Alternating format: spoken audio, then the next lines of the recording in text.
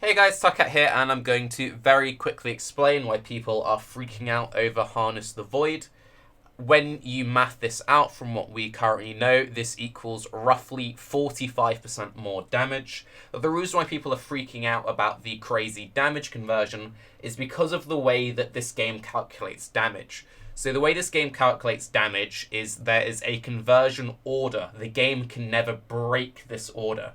So it goes physical to lightning to cold to fire to chaos.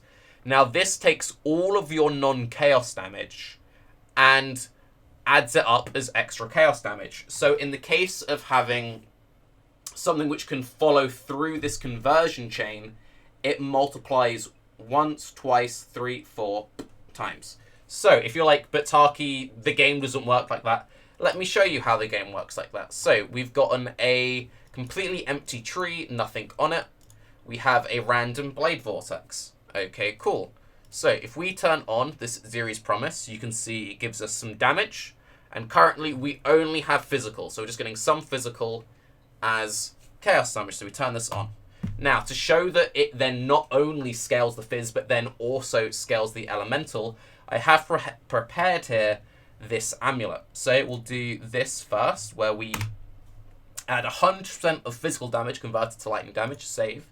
You can see this increases the damage. So not only is it scaling on the physical, but it's then also scaling on the lightning. You can see it goes up by 11%. Now, if we then convert our lightning damage to cold damage, you can see it's now going up by 22%.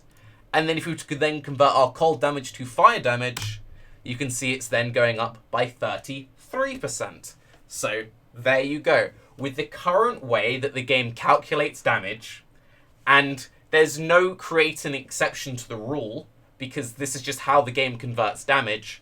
So for the current Trickster node to not do insane double, triple, quad scaling, they need to completely rework how the game calculates damage. And that's pretty absurd. So yeah, this is a slightly good node, and maths, it's kind of okay. And you know how recently I've been complaining a little bit that Shaper and Elder keeps trying to push a certain kind of build?